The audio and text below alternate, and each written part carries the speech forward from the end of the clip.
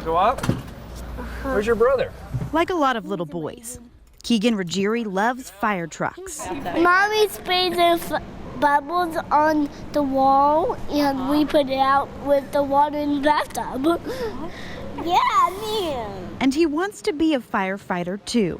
Because they help people. But there's something about Keegan that makes him unlike other little boys. All of a sudden one day, 2 summers ago, Keegan started waving to us and saying hi, and eventually they started bringing cookies out. Like I said, it just started as one little bag of cookies for his fireman friend, and it's since grown into a cookie extravaganza. So Keegan has another name to the firemen on beach patrol and at Station 1. You'd hear, hey, the Cookie Monster's up on 42nd. So if crews switch or when they're switching districts or heading, in and out of that district, they're always like, I'm gonna go see the Cookie Monster. Thank you. At this point, they do it so often that we don't even get out of our beach chair anymore. They just go and do it themselves, and they carry on their own conversations with the firemen. It's not coming off. Besides playing with the gadgets and seeing his fireman friends, this 4-year-old will tell you the same thing when you ask why he does it. Because when you do kindness comes back to you. And he only wants one thing for Christmas. Well, the ultimate fire truck. What does the ambulance do? Does it help take people to the hospital? The firemen have a Christmas surprise of their own as a thank you to the Cookie Monster. It does, yeah. It's kind of big like a ladder truck, isn't it? Opening one bay at a time. Then what's the truck in the last bay, do you know? Till the very last one. Let's see what's in the last bay. How many fire truck do you think that is? I don't know. Do you think I can fit in that truck? No. Do you think Mr. Christian can fit in that truck? No. Do you think you can fit in that truck? Yes. Yeah? I mean. Well, that's your brand new fire truck, buddy. Look at that. Driving his own battalion chief's SUV. Decked out in Myrtle Beach Fire Department swag, just like a real fireman. Smile, Keegs. You just got the ultimate fire truck. Let's turn around. Woo! Even making sure his little brother took it for a spin right after him. Because when you do kind things, Keegan said kindness comes back to you. All right, let's go eat some breakfast. All right. Life is like a wave. You want to ride it your way, but after you catch it, it's a delicate balance. All depending on what you do with the bumps along the way. On the way back out, I'm thinking about the wave I just surfed, and when I get out there, I'm thinking about the next wave. And that's it. Just everything else goes away. 56 surfers with their eyes out for the best glassy waves wouldn't be here if it wasn't for a handful of Cherry Grove surfers who saw the rough waves of life as opportunity. It's a super addictive sport. Once you start, you can't quit. Luke Sharp is one of those surfers, a teacher by day and a wave rider the rest. This is so much fun. We want to share this with people that need a little help to get in the water and help surfing. So that's kind of how Adaptive Surf Project started, just a group of surfers that wanted to help out some fellow surfers that had injuries. He's the Adaptive Surf Project's director. Let's do this! Helping bring it a long way in its 6 years. We have some really unique boards. We have boards with straps and chairs and ramps and handles and places for people to hang on to. My guy's gonna surf! It's hard not to be passionate about when you see kids out of their wheelchairs. In on 1, 2, 3. Surfing the water for the first time. Okay, Jax, you ready?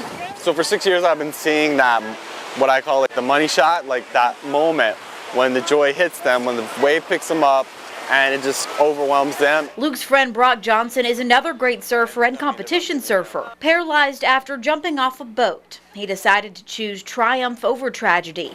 The Adaptive Surf Project started because of him, and he started Wheel to Surf. It's like the happiest day you could have, to have people that don't have the ability to get out on the beach, don't have the ability to surf on their own. I mean, we have this wonderful community that's come together to make it happen. All right, which one's your desk? And it's been maybe the most life-changing for their friend Ernie Johnson. And I was, no, I'm not going out there. Look, people drown that can use their legs all the time. I was terrified. His friends were patient, and he changed his mind. I would text him at night 8 o'clock at night and tell them that, the surf report looks good. Can you surf in the morning before you go to work? So Luke, for a few months, would get up and meet me at the pier at 6 o'clock. We'd surf for 45 minutes. Now he and Brock compete together around the world. All the pain, all of, I don't want to say suffering, all of the hardships that come with having a spinal cord injury, for me personally, all that stuff goes away every time I'm in the ocean. With 2024 Olympic adaptive surfing dreams on their minds. All our waves are different. Well, perfect wave isn't exactly going to be an easy one to catch. But if one thing's for sure, we can all sit back and enjoy the ride. Surfing really is enjoyable. I enjoy it.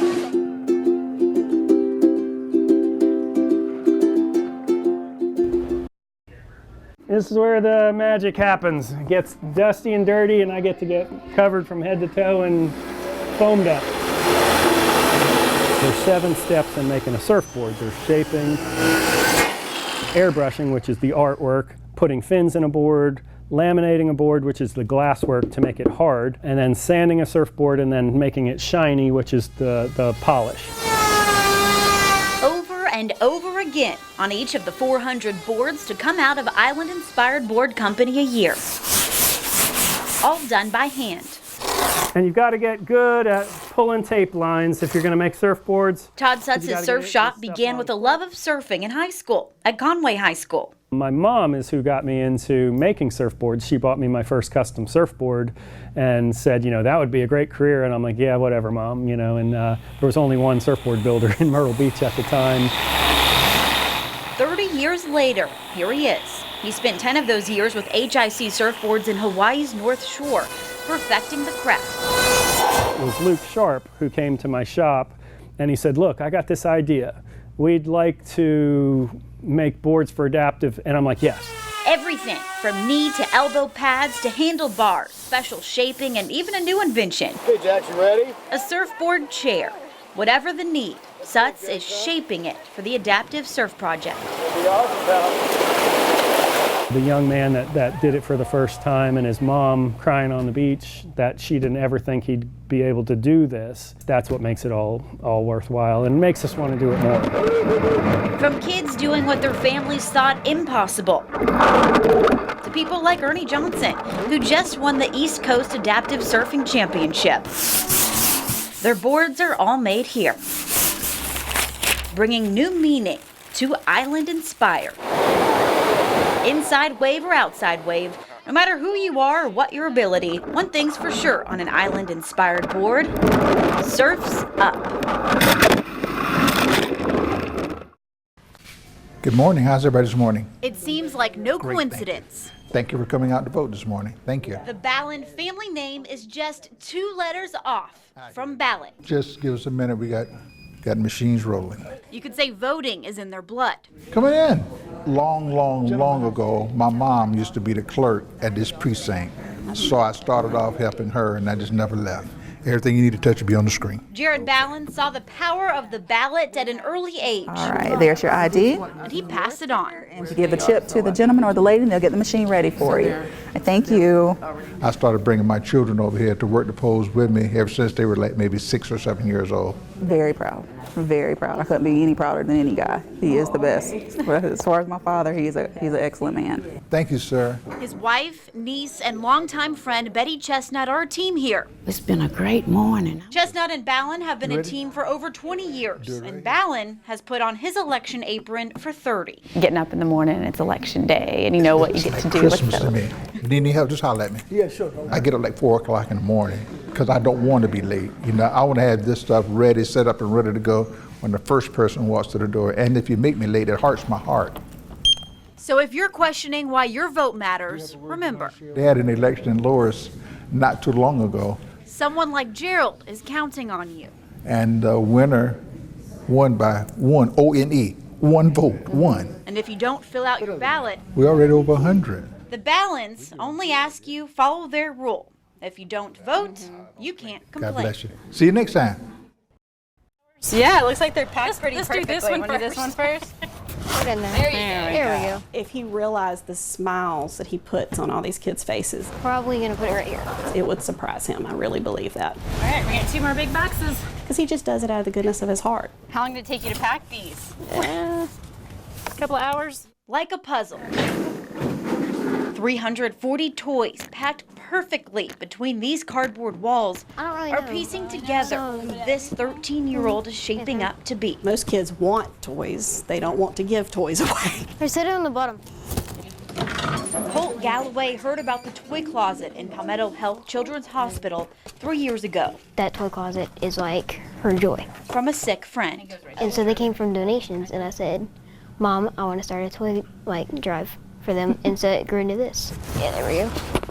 Colt's church, school, family, and friends all pitched in. Got it? 550 toys stocked the closet after the first delivery last year. You got it? 500 more were delivered last month, and 340 toys Wednesday. I said, you need to come up with a name, and he goes, already got one.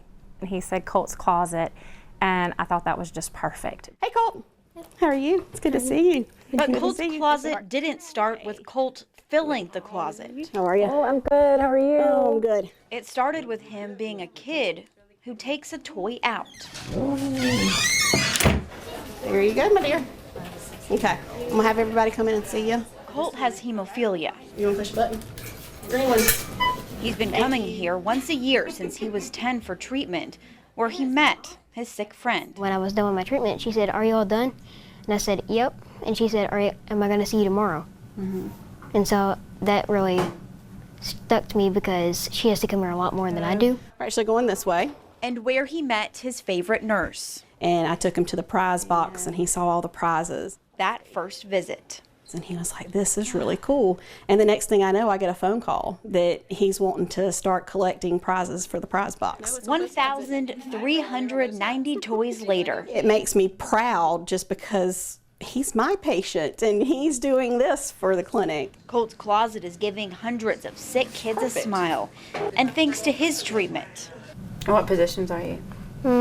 Pretty much all of them. I play quarterback, wide receiver, and running back most of the time. I'm gonna miss you. He's living a life he didn't think was possible.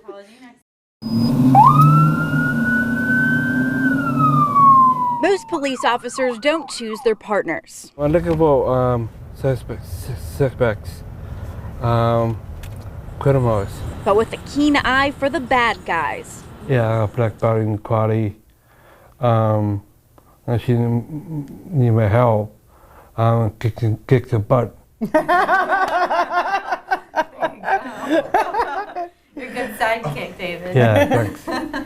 I'll take you on my side anytime. Hey, bud! Officer Kim Decker choosing David LaPerry as her partner was a no-brainer. Y'all set in? Yeah. Watch your foot. You ready? Yeah. I work with the good cops, not bad cops. Kim's the good cop he's wanted to patrol with since he was 4 years old. She's nice, handsome, smart. She knows everything. They make quite the team. Yeah. Aw, thank you. Yeah, come on. Make this old gal blush. You gonna wave at Drew? With Officer Kim as the driver, Officer David's the guy you have to watch out for. Hands out. I put your handcuffs. Put your hands up and he'll get out the handcuffs. Yeah. This might only be his second time patrolling in Surfside Beach, but he's always been an officer at heart. They help people,